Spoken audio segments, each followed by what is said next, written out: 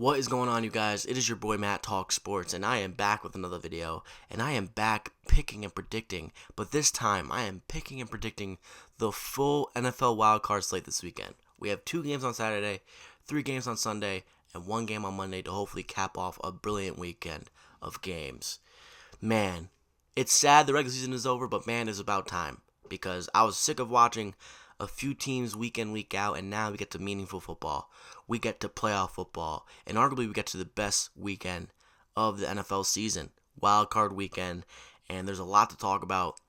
There's a lot to analyze, and man, oh man, I can't wait to talk about with you guys. So, if you made it this far in the video, leave a like, comment, and subscribe right now at Matt Talk Sports.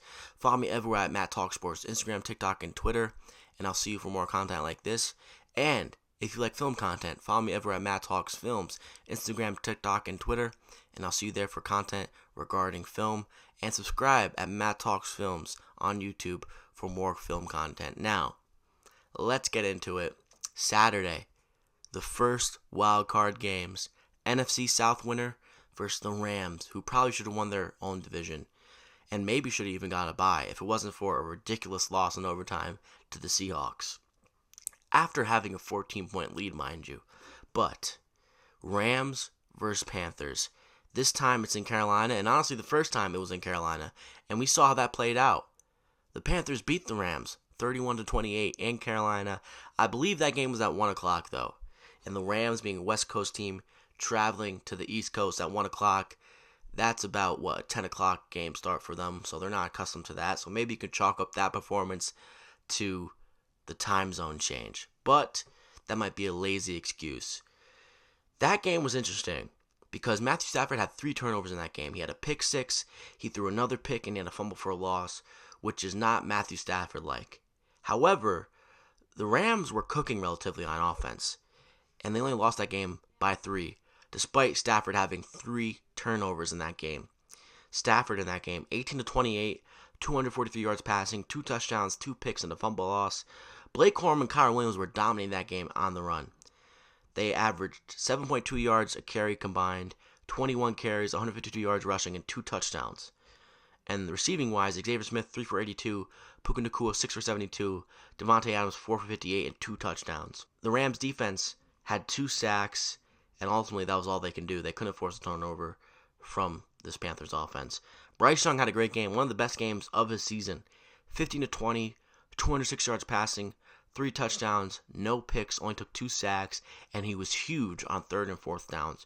There was a lot of 3rd and 4th downs in that game where Bryce Young just played not usually how he plays. He played really clutch. Chuba Hubbard, 17 for 83, Dowdle, 18 for 58, and overall the Panthers ran for 164 yards on 4.1 yards a carry. Jalen Coker had a huge game, 4 for 74, 1 touchdown. Ted McMillan, 1 for 43, Chuba Hubbard, 2 for 41, and a receiving touchdown. And the Panthers' defense was cooking. They were absolutely cooking. Derek Brown had a sack. Ransom had a sack. Mike Jackson had a pick 6. Nick Scott had a pick. So this Panthers' defense was very game. But also, this Panthers' offense was helping out the Panthers' defense. And despite how good that Panthers' defense played, they still allowed 28 points. So, how do I feel about this game? And mind you, that first game they played, it was the same exact spread as it is for this game, 10.5 Rams. So that is telling, and honestly, I don't think this game, this weekend, plays out how it played the first time. I don't see the Panthers winning this game. But keep in mind, the Rams' defense has not been as good as it was to start the year. Just flat out hasn't. And the only 2 times they allowed 20 points or less was to the Cardinals. Everything outside of that was 34 points to the Lions, 38 points to the Seahawks, and 27 points to the Falcons. And the Rams defense ranks very bottom tier in a lot of key statistical stats that you would want to be middle of the pack or above. And this is an interesting game, but ultimately I'm pretty confident here. I think the Rams win, and not only do they win by 10 or more, and they cover the spread. Really, what they got away from in that first game, in my opinion, was running the ball. They didn't run the ball as much as they should. They just didn't. They got away from the run, and they didn't control the game clock as much as they should have. The Rams ran for 7.2 yards a carry and 152 yards on 21 carries. They only ran the ball 21 times. 20 if you consider just the running backs running and not Stafford running for -1 yards. They need to run the ball more here. I think Corum and Williams need to have 15 carries each or 12 carries each because the Panthers have a hard time stopping the run. I saw it on the Bills game firsthand, and then you look at this Rams game and you remember it. You're like, oh yeah, Corum and Williams were dominating this game, and so was this offensive line. And yet, the Rams were keen on throwing the ball 28 times, which allowed Stafford to fumble and allowed him to throw 2 picks, which resulted in 1 pick six. So, in my opinion, this game should be play action heavy. It should be Stafford capitalizing off how well they are running the football and really dominating the play action, whether it's to Parkinson, Higbee, or Allen, or Terrence Ferguson, or Devontae Adams, or Puka Nacua. And I think the Rams will control the game clock. I think McVay and Stafford, they've been here. This is a team that's been here and done that. McVay is a Super Bowl winning head coach. Stafford is a Super Bowl winning quarterback. He's probably going to win MVP this year. They know when the lights are bright, and they play their best, and they coach their best when the lights are bright. So I think the game plan and the play calling will be on point here, and I think Stafford won't turn the ball over 3 times. He just won't. I don't see that happening again, especially to this Panthers team. So I think the Rams will run the ball a lot. I think Corum and Williams will run for over 200-plus yards combined and 2 touchdowns combined. And I think Devontae Adams has a touchdown at the goal line to mix things up. And I think Stafford doesn't throw for 28 times this time. I think he throws for 20 or less because this is going to be a run-dominant game plan, and the clock management is going to be big in the favor of the Rams. And I don't think the Rams will allow the Panthers to capitalize and give momentum to this offense of the Panthers. Because at the end of the day, I like Bryce Young, but I hate how much people hold his hand and treat him like a charity case. He was a number 1 overall pick, a great college player. His hand should not be held as much as it is. I like Bryce Young. I want him to succeed, but the hand holding is getting ridiculous, and it needs to stop. And when it's a matchup between Canales and Bryce Young versus McVay and Matthew Stafford, I have to pick McVay and Matthew Stafford over Bryce Young and Canales. As much as I like Canales, I do not trust Bryce Young. I don't.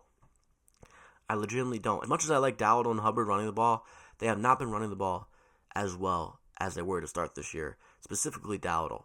So, I trust this Rams defense to clutch up here, and I trust this Rams offense to keep the ball on the field and controlling the clock management, which allows the Panthers defense to get tired and allows the Panthers offense from not getting momentum. So give me the Rams. Corum and Williams, they combine for 200-plus yards rushing and 2+ touchdowns. Devontae Adams has a touchdown as a return, and Stafford doesn't turn the ball over at all in this game. And Bryce Young, he doesn't have 3 touchdowns, 206 yards, and 15 for 20 passing in this game. I'll tell you that much. And McMillan was shut down in the first game of the season between these two. I think he gets shut down again here, and it's not really due to his talent. It's really due to Bryce Young struggling in a big moment. So, Rams, they cover, they win this game, and yeah, they move on. And I'm curious to see how Stafford holds up in this playoff run because he came into this regular season banged up. A lot of questions regarding his back and a couple other nagging injuries, and it really would have been helpful if this team had a 2-week bye. They took off Week 18, and if they had a Week 1 playoff bye. However, they don't, and they have to go 3 games now to get to the Super Bowl if they do get there. So it's interesting, but I think they win this game. Panthers, they show us who they really are, and the Rams, they show us who they really are. Moving on to the final game of the Saturday slate, Packers versus Bears. This is the 3rd meeting of the NFL season, and this is their 3rd time meeting in the playoffs, I believe. And this is their 3rd matchup in the past 6 weeks. And the first 2 matchups of this season between the two, it was a 7-point margin in both of those games. So this is a really interesting game. Really interesting game. Jordan Love is back. Josh Jacobs is back. We know how banged up this Packers team is. They're without Micah Parsons, and obviously they've been without Tucker Kraft for a while now. But the Bears are banged up as well. C.J. Gardner-Johnson, who has been a really great addition to this team, 2 interceptions, a forced fumble, 4 pass deflections. I believe he has 3 sacks. Their safety, he's out. And so is Kyler Gordon. He's out as well. Not expected to return. This is a big, big game. This is rivalry football. And the first 2 games of the season between these two were not shootouts. I think this game is going to be a shootout because both of these teams are banged up. Packers won't be able to generate pressure considering how banged up they are on the D-line. And the Bears secondary and this Bears defense as a whole is just not a good one. So this is going to be a shootout. Who do you trust more in a shootout? Ben Johnson, Caleb Williams, or Matt LaFleur and Jordan Love? I know who I'm leaning here. And I also know what I'm feeling. Listen, we all know the Bears aren't the Bears as old, or at least the Bears of the past decade or so, right? They have turned a corner. However, wouldn't this be the most Bearsy way to go out on a great year? This is one of the best Bears seasons in God knows how long. The fans are happy. The fans are rejuvenated. They are fired up. Wouldn't this just be the perfect Bears way to go out here? At home, hosting a wildcard game against their goddamn most heated rival in the Packers. Packers are banged up. They look like a shell of themselves. Wouldn't this be a Bearsy way to go out? Losing at home to the Packers, who are without Tucker Kraft and Micah Parsons. As sick and demented as that sounds, listen, I'm a Bills fan, Bears fan, so don't throw eggs, tomatoes, and glass Tupperware at me yet. Like, I'm brothers in arms with you guys. But wouldn't this be the most Bearsy way to go out? I don't know. I love Ben Johnson. I do. But Matt LaFleur fucking hates Ben Johnson. And he clearly has something out against Ben Johnson because those post-game handshakes don't look so friendly. And the last time LaFleur had to shake Ben Johnson's hand, he was pissed. And they should have won that game. And if it wasn't for the Bears not blinking, which is a great quality this team has, they don't blink. They just don't blink. They don't care to fight through adversity. They actually thrive in adversity. This is a great fourth quarter team. This is a great team down double digits. But how sustainable is that? I have the same question about my Bills. How sustainable is that fight? This is a really good game. The past two games you saw the Packers play, they got blown up by the Ravens, and they got blown up by the Vikings, but Clayton Tune was the starting quarterback. The Bears are 6-2 at home. The Packers are 4-1 on the road. And the Packers are -1.5 here. Christian Watson is playing, Josh Jacobs is playing, Jordan Love is playing, Romeo Doubs is playing, Golden is playing, who I've been waiting to somehow show me something, considering he's a first-round pick. Dude, this is an interesting game, and I have to be honest here. And I really want to pick the Bears here, but I think the Packers just have the most experience out of the two. I think LaFleur knows how to coach these games. I think Jordan Love has been here, done that. This is Caleb Williams' first playoff game. This is his first. I'm worried here if I'm a Bears fan. You have to be. You have to be worried. Your defenses looked horrible. The Packers games, you kind of got lucky in that second one. At home, mind you. This is tough. I love the Bears and how much they turned the corner. They can run the ball really well, and I think that might be the path to victory here. Like in that Ravens vs. Packers game, the Ravens just absolutely destroyed the Packers running the ball. And they should do the same here. Monangai and Swift should be the vocal point here. They should be. You should not stray away from that game plan. As much as we love Caleb Williams, Colson Loveland, DJ Moore, Roma Dunze, and Luther Burden, those are cherries on tops. The game plan here for the Bears should be Monangai, Swift, and this O-line that we have just stacked in the offseason that has looked great all year. This is a tough game, dude. I'm really struggling picking the game here. Part of me is like, you know what? You should pick the Packers because the Packers, this would be a poetic ending to the Bears season. The Bears, this would be the Bears' way to lose. But honestly, I think the Bears have turned a corner. I think the Bears win this game. As much as I want to be the villain here and be like, oh, the Packers are going to beat the Bears and this will be the most Bears' way to go out, I think the Bears run the ball down the Packers' throats. I do. I think they run the ball out of the goddamn stadium. I think Monangai and Swift have a day, which opens up the passing game, the play-action game with Caleb Williams, Colson Loveland, and company. I think the Bears win at home, and I think the Bears fans are rejoicing, and this is not the same old Bears. This isn't a Bearsy ending to this game. This is a new goddamn regime. This isn't Matt Eberflus. This is fucking Ben Johnson. This is Dennis Allen. This is Caleb Williams, Monangai, and Swift, and Joe Tooney and the boys. Give me the Bears. They run the hell out of the football. They copied the Ravens game plan 2 weeks ago, which they had against the Packers in Green Bay, mind you. Give me the Bears. Monangai and Swift have a day, and they have similar days to Corum and Williams, in my opinion, who played before them. I think Monangai and Swift combined for 200-plus yards rushing, and they absolutely tire this Packers defense. Give me the Bears. As much as I want to pick LaFleur and Love, who have been there, done that before in the playoffs, give me the Bears, home underdogs. Let's go Chicago. Let's get this win. Monangai and Swift have a tremendous day rushing the football and moving behind this big old O-line. So I think Monangai and Swift score, and I think Colson Loveland scores as well. This is going to be a shootout low-key. But I think ultimately the Packers defense will allow the Bears offense to stay longer on the field than the Bears defense allows the Packers offense. So give me the Bears. They dominate this game. They dominate the clock management, and they win this game in Chicago, and they have officially turned the corner. Now, would I be surprised if the Bears are still the Bears? No. But I think they've turned the corner, and they aren't the Bears of old. They're the Bears of new. Give me the Chicago Bears. Ben Johnson wins his first playoff game as a Chicago Bear head coach. Moving on. All right, let's talk about the biggest game of the slate, specifically for me. Okay, I'm a Bills fan. I wear it on my sleeve. You guys know this. I am scared, but I am confident. My heart is in my stomach with a plethora of other things, but my heart is there first throughout the entirety of this week. I am confident, but I am scared. Because as a Bills fan, as a lifelong Bills fan, that's all I know. Being scared and being worried that my team is going to break my heart. Would I be surprised if the Bills break my heart this game? No. But I am confident they get it done. I am confident that they break the trend that is coinciding with them throughout years, since 1993. They are 0-8 on the road in the playoffs since 1993. And that's going to be broken in this game. I'm telling you. They will be 1-8 on the road since 1993. So, listen. This is a huge test for both teams. The Jags have won 8 in a row.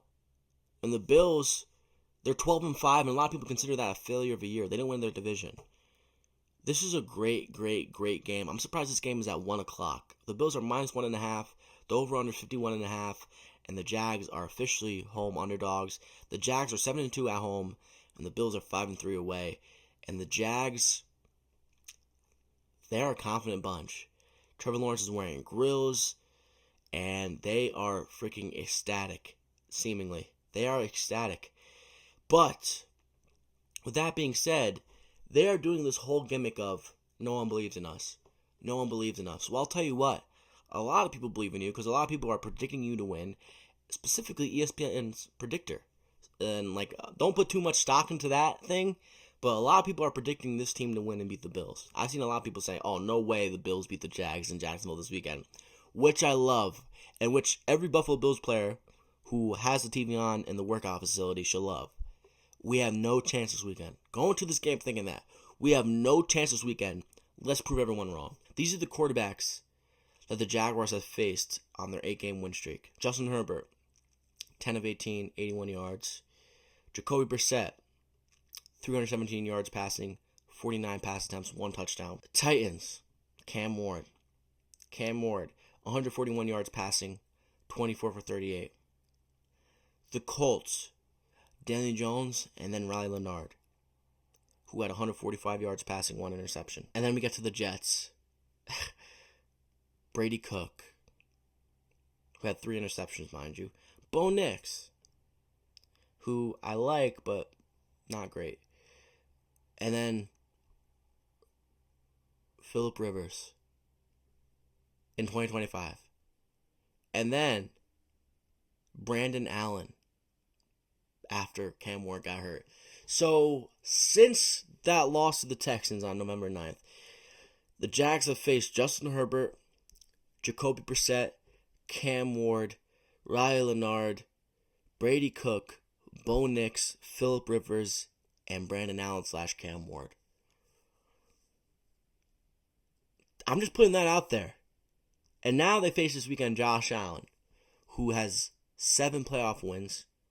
He's an experienced quarterback. As much as everyone wants to say he's not a winner, blah, blah, blah, blah. He's been to the playoffs a lot of times. He's never went on the road because he's never really been on the road except for going to Kansas City and to Houston that one time when he was green and pretty much a rookie. This is a great game. I mean, I like the Jaguars. I think Trevor Lawrence is playing amazing. I'm at 19 touchdowns and 1 pick in the past, eight games? He's been terrific. Parker Washington, Penn State legend, has just been fired out of a cannon. Fired out of a cannon. He's been great. Ever since Travis Hunter got down, that was a shot in the dark, and he's been great. Jacoby Myers has been a great trade line acquisition, the best. He's been the best trade deadline acquisition of the NFL season. He has been an absolute change of force for this Jaguars offense. Brenton Strange has been incredible for this Jaguars offense. Travis Etienne, this O-line has looked really good run blocking. And then, they also have Brian Thomas Jr., who is scary. I don't care how much he's changed in his second year. And then you have a Jags defense that is number one in rush defense. They allowed the least amount of yards rushing against opponents.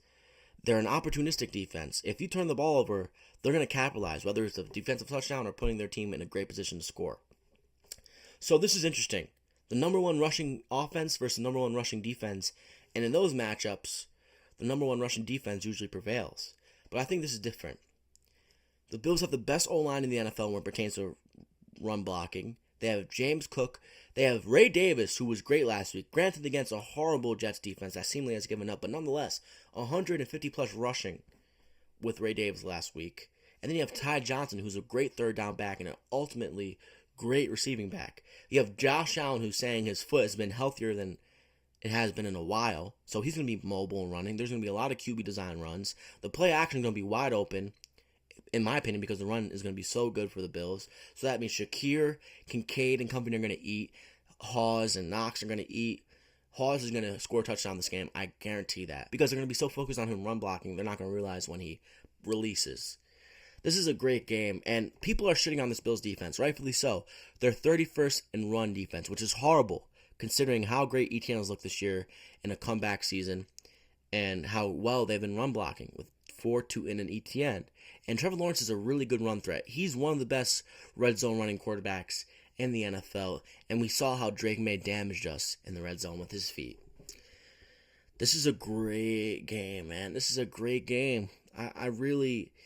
I think the Bills win this game. I do. I think they win by 7 or more. I think they control the time of possession. They control the clock.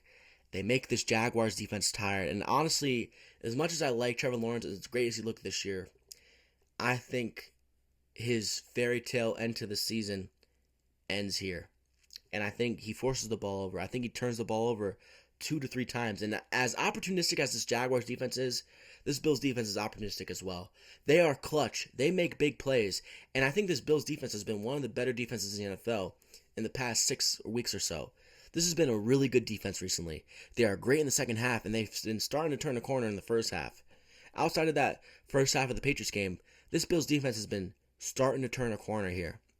Babbage and McDermott have been absolutely cooking. And let me talk about this offense real quick. This Bills offense has been kind of playing like how the Chiefs offense has been playing in the years that they've gone the distance. And like in the regular season, the Chiefs don't really show what they have on deck.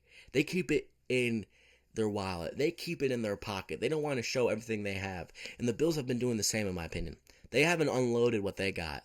And in my opinion, this is where they're going to start to unload. They have to start unloading. I think Joe Brady unloads his Rolodex. Same with McDermott and Babbage. I think this team is ready. I think this team knows it's their time to do it. It's their time to go. Josh Allen plays his best football in the playoffs, and everyone who say he doesn't is just a liar. Do I have to tell you guys what Josh Allen's stats are in the playoffs? Josh Allen has a pass rating of 101.7 with 3,359 yards passing, 25 touchdowns and 4 interceptions in 13 career games in the playoffs. This man is a playoff football player, and he's going to show that this weekend. I think the Bills win this game. I think they dominate the run. They tire this Jaguars defense, which allows the Jags offense to get complacent on the sideline and not allow them to gain momentum. And I think the Bills win this game, and I think that's mostly due to this Bills run blocking, the play action game of the Bills, Josh Allen going Super Bowl man when he needs to, and ultimately the Bills defense clutching up. I think Cole Bishop, Christian Benford, and Trey White have big days. I think Gregory Rousseau and Joe Bosa have big days as well. And if Shaq Thompson's back, that adds a whole different element to this run defense that has looked great with Shaq Thompson in that linebacking core. So Dalton Kincaid should play this weekend, and he absolutely is. and he's going to add a whole different element to this Bills offense. If he doesn't play or if he somehow gets injured in this Bills offense this weekend, then I am upset and I am worried. Because when he's in this offense, this Bills offense is a completely different team, and they show that they are one of the best offenses in the NFL. And they show they're one of the best offenses in the NFL. So give me the Buffalo Bills, Josh Allen, and Sean McDermott over Liam Cohen and Trevor Lawrence. This is their first time in the playoffs as a duo. Sean McDermott and Josh Allen have been there, done that. And they're not going to lose here Wildcard weekend. I believe that. And I truly, truly don't think they lose this game. Parker Washington, Travis Etienne, Brian Thomas Jr., and Jacoby Myers are scary. They are. But ultimately, this Bills defense, they're going to clutch up this weekend. I believe that. And I think Trevor Lawrence is going to turn the ball over 1 to 2 times, which will be the difference here, because I think Josh Allen won't turn the ball over at all. So, give me the Buffalo Bills. I will be shitting my pants. I will be worried, but also I am confident. I am confident. The only reason why I'm nervous is because the Buffalo Bills are the Buffalo Bills. One thing before I go, actually. A big thing here for this game for the Bills is Maxwell Harrison is out.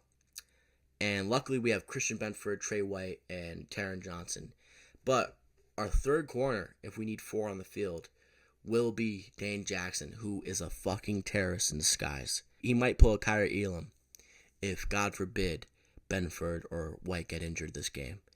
And I don't want to see that. But I still believe in this Bills team, but that is a silver lining here. And I will say this. If this Bills defense, specifically their run defense, doesn't get their act together, then that opens up a whole different element to this Jaguars offense, and they will be able to throw the ball way more efficiently than I think they will. But with that being said, the Bills win. They win as favorites in Jacksonville, and Josh Allen and the Bills, they move on to divisional weekend, and they keep on acting like it's their time, because it is. Moving on, Eagles versus the 49ers in Philadelphia. The 49ers are traveling all the way to Philly, and this is an interesting game, a very interesting game. The 49ers defense is just banged up. Keon White is questionable. D. Winters is questionable. And then you have to consider Fred Warner and Nick Bosa are already out. They've been out for a while, and they aren't returning for this game or for the remainder of the playoffs if they get past this round. Jalen Hurts and company are coming off a week of rest, so they're ready to go. They're rested up, and ultimately, I think this game is pretty clear. I do. I don't know how the 49ers win this game. They really have to rely on the Eagles just laying a complete egg, which they've done. They have done. But I don't think this 49ers defense has what it takes to stop this Eagles offense, especially during the playoffs. If this was the regular season, like week 12, week 13 in the regular season, then I might be picking the 49ers. But Sirianni, Jalen Hurts, Saquon Barkley, A.J. Brown, and Devontae Smith, Dallas Goedert and company, they've been here. They know what it takes to move on in the playoffs, and they're going to do it here, in my opinion. I think the Eagles win this game against the 49ers, and mostly it's due to Fred Warner and Nick Bosa not being there for the 49ers anymore. I think the 49ers offense could score if they were playing a weaker defense. I think Brock Purdy wouldn't be most likely to turn over the ball, but he's playing arguably the best defense in the NFL in the Philadelphia Eagles. I saw what this Eagles defense did to Josh Allen for one half. Granted, they got tired in the second half, and the Bills should have won that game, but Brock Purdy isn't Josh Allen. And the 49ers, as good as their offense has been this year, and as great as Chris McCaffrey has been, he has not been as great as a runner as James Cook. And this O-line for the 49ers has not been as great as the Bills' O-line. So I think the Eagles' defense will shut down the 49ers, and I think this Eagles offense and this team as a whole has just been there, done that. And as much as I like Kyle Shanahan, as much as I like Robbie Saleh, as much as I like Kittle and McCaffrey, I think the accumulation of all the injuries they've had this year shows mightily here. And I think the Eagles win this game. I think they dominate. I think they dominate the 49ers. They cover the -5.5. And I think the Eagles, they move on to the divisional weekend. And I'd be shocked if the Eagles lose this game. And man, the Eagles are susceptible to laying eggs, but I don't see how they lay an egg here in the biggest spot. And we all know how well they play in the biggest spots. So the Eagles win. They cover the -5.5. And the 49ers, all the injuries they've had over the course of this year, finally takes a toll. And this is the accumulation of it. They lose, and I think the Eagles blow them out here. I think A.J. Brown and Devontae Smith absolutely obliterate this goddamn 49ers secondary. And that not only opens up the run, but allows Jalen Hurts to run around like the freak he is athletically. So, give me Jalen Hurts, Nick Sirianni, A.J. Brown, and Devontae Smith. I think A.J. Brown and Devontae Smith score a touchdown. Moving on to the final game of Sunday. And in my opinion, this is where the dog gets it done. The Patriots are at home in Foxborough versus the LA Chargers. Mike Vrabel versus Jim Harbaugh. Justin Herbert versus Drake May. Kamani Vidal versus Travion Henderson and Ramondre Stevenson. McConkey, Johnston, Allen versus Stephon Diggs and company. The interesting thing to keep in mind here, Mac Hollins is on IR for the Patriots. He won't be playing. Robert Spillane, Harold Landry are both questionable. Gibbons is questionable. Tonga is questionable. Amarion Hampton is questionable for the Chargers, but you have to assume he plays. So it's going to be Amarion Hampton and Vidal versus Henderson and Ramondre Stevenson. This is a great game. And I'm going to tell you guys this. The Patriots have a top 3 defense. I don't think they're a top 3 defense. I don't. I think this defense has been pretty bad towards the end of this year. And they have gotten lucky because the last 2 games they played were against the Jets and the Dolphins, who just quit on that season. And the games they played against the Ravens and the Bills, they allowed 24 more points. And the Bengals, they allowed 20 plus 2 as well. So this is great because Herbert has some really bad playoff performances. Really. He has not looked like the quarterback that we all think he is in the playoffs. So that is a concern here. Can Justin Herbert not play in the biggest moments? Is he going to stink it up here again? I don't think he is. I really don't. I actually think this is going to be a great game, but I have to go with the better defense here. I have to go with the better defense. And to me, clearly the better defense is the Chargers. It's a better coach defense, and this team has better talent on defense as well. I think that D-line is underrated for this Chargers team. And I think that linebacking core is good. I think the secondary is pretty good. And ultimately, I think Herbert, Hampton, Vidal, McConkey, Johnston, Allen, and Gadsden are a good enough offense to disrupt this Patriots defense that is better on paper than it is with your eyes. I think this team is going to win this game in Foxborough, and I think the magical season of the Patriots comes to an end. I think Drake May is going to struggle here against this Chargers defense. It's one of the best defenses he's faced in a while. He hasn't faced a good defense in a really, really long time during that regular season run they went on. And this is the first good defense they're facing. And I think this Patriots defense is not as good as it leads off, or as it might tell you statistically.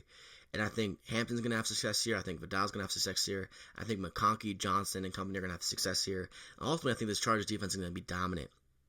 And despite this being an East Coast game, despite this game possibly being cold weather, which is not going to favor the Chargers, I think the Chargers win this game.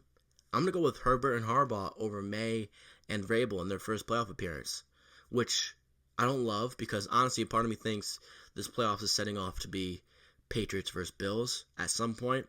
But ultimately, I think the Chargers win. I'm going with Harbaugh. I'm going with Herbert. I'm going with the better defense. And I'm going with the better quarterback in Herbert. As much as that might blow people's minds, I love Drake May. As much as I shouldn't. I think he's going to be a great quarterback. I think he's going to be a top 5 quarterback moving forward. But I also think Herbert's a top 5 quarterback. I do. So, figure out who you think my top 5 is. I think Herbert's a top 5 quarterback, or at least a top 6. So, give me the Chargers as underdogs heading into Foxborough. They win in the cold atmosphere of Massachusetts, and the Chargers win. Harbaugh gets a road victory against Vrabel, and Patriots fans will be shocked. So now we move on to the final game of Wildcard Weekend. We move to Monday, and man, it's Steelers versus Texans in Pittsburgh. Somehow the Pittsburgh Steelers are hosting a game in the playoffs. The Steelers are 6-3 at home. The Texans are 5-3 away. And ultimately, Tomlin thrives on Monday night, and he thrives as an underdog, especially as a home dog. This is a spot as a bettor where you're like, hey man, you should take Tomlin as an underdog at home. But ultimately, the thing that gets in the way of that for me is I don't know if Rodgers is going to be able to take the hits that Will Hunter and Daniil Hunter will be dishing out. Like, the Houston Texans arguably have the best defense in the playoffs, in the entirety of it. NFC, AFC, is them, the Seahawks, and the Eagles, in my opinion. And this defense has Stingley, Lassiter, Petrie. They're going to be without one of their safeties, though, and Jalen Reed, which isn't the biggest of deals, but still interesting to note. And in my opinion, I don't know if this O-line can hold up. And I don't know if these receivers, even with DK Metcalf getting back in the lineup, will be able to get open with Stingley and Petrie and Lassiter. I think Stingley is going to be on DK Metcalf like glue. And I have a hard time seeing the Steelers running the ball here. I think the Steelers do what they've been doing in the wild card. They exit early. And it's not like I trust Stroud and Woody Marks. Like, I really like Nico Collins and Dalton Schultz. But the reason why I'm picking the Texans here as favorites in Acrisure, which I should be picking Mike Tomlin and company, is because of Danielle Hunter, Stingley, and Will Anderson, and Al-Shaair, and Lassiter, and Petrie. This defense is stacked. And this defense is going to cause a hard problem for Rodgers. Now, you can say the same thing about Stroud. But ultimately, I don't think this defense is that good for the Pittsburgh Steelers. They've been playing better. They have been. And honestly, it's about time because they're the highest paid defense in the NFL. But at the end of the day, I'm going with a better defense and a low-scoring affair, which I assume this game will be.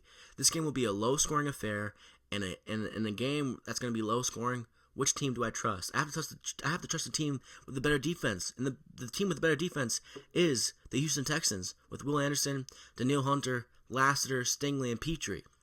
So as much as I trust, surprisingly, Aaron Rodgers in year 2025 over CJ Stroud, and as much as this Houston Texans team hasn't looked the same, granted, 3 weeks ago, the Raiders scored 21 points on this Texans team when all the starters were playing. I kind of chalk that up to a look-ahead spot for the Texans because they were playing Chargers the next week in a really big game. But nonetheless, that is embarrassing. And they were in a close matchup against the Raiders. And if Stingley didn't have a pick six, the Raiders might have won that game. So the Texans are on a 9-game win streak. They are hot. And I think they moved to 10 here. And granted, they allowed 30 points to Riley Leonard last week. Granted, a lot of their starters weren't playing. I think ultimately the Steelers have a hard time scoring. And I think the Texans have a better defense, and I think they're going to get to Rodgers whenever they want to. Will Anderson and Danielle Hunter will absolutely destroy Aaron Rodgers, and it will be a sad way to go out for Aaron Rodgers. But there might be some magic on the side of the Steelers. And if you're following trends, the Steelers are great at home as underdogs and on Monday night with Mike Tomlin. But I'm not following the trend here. I'm going with the Texans. They have a better defense, and to me, as much as I don't trust CJ Stroud, they have a slightly better offense. Or at least I trust them to get open or create some plays against the Steelers defense. Despite the Steelers defense being the highest paid defense in the NFL, I don't trust them. And I don't think DK Metcalf, despite his return, can get open against Stingley. I really don't. And I don't think they'll be able to run the ball. So, Kenneth Gainwell is going to be their number one receiver here, which granted he's been for a while now, but he's a running back. I think the Texans have their way. They bully the Steelers in the trenches, and they win this game. Texans move on. They win 10 in a row, and they beat the Steelers at home. They beat the Steelers in Acrisure as favorites, which is rare, and Mike Tomlin and Rodgers exit in the wild card, which has kind of become a staple for the Steelers team recently. So, Texans win, and that is it for my picks and predictions for wild card weekend. So, it is your boy Matt Talk Sports. Here's a quick synopsis of all my picks and my touchdown scorers for wildcard weekend. So the Rams, I have the Rams covering and beating the Panthers. I have Kyron Williams and Corum combining for 200 plus yards, and I think Corum, Williams, and Devontae Adams score a touchdown. I have the Bears beating the Packers. I have Monangai and Swift combining for 200 plus yards rushing. I have Monangai and Swift and Loveland scoring a touchdown. Moving on to Sunday, I have the Bills beating the Jaguars by 7 or more, and I have Kincaid and James Cook and Josh Allen scoring a touchdown. I have the Eagles dominating the 49ers in Philly. I have the Eagles dominating the 49ers in Philly, and I have the Eagles defense scoring a touchdown. I have the Chargers going into Foxborough and beating the Patriots and winning by 3 or less. Give me Justin Herbert to score a touchdown. And then I have the Texans going into Acrisure, into Pittsburgh, and beating the Steelers, and I have Nico Collins scoring a touchdown. So that is it for my picks and predictions for the wildcard weekend. So let's go Bills.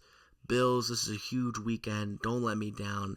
Hopefully we see some great football this weekend, especially from the Buffalo Bills, because I don't want to be depressed until August and September, because that's why I will be. Maybe that's good for my character, but I'm tired of building my character from my team's downfall. So, let's go Bills. They get the job done in Jacksonville. Hopefully, if you're watching this video, your team wins this weekend, unless you're a Patriots fan or a Jaguars fan. So, without further ado, that is it. If you made this fun video, leave a like, comment, subscribe right now at Matt Talks Sports and at Matt Talks Films on YouTube. Follow me everywhere at Matt Talks Sports and Matt Talks Films, Instagram, TikTok, and Twitter. And I'll see you there for more content. So, that is it. I will see you Monday morning or Monday night recapping the full wildcard weekend. And yeah, I can't wait to talk about it. And you might see a happy version of me, or you might see a completely disheveled version of me. So, prepare yourselves. It is your boy Matt Talks Sports. I'll see you next time.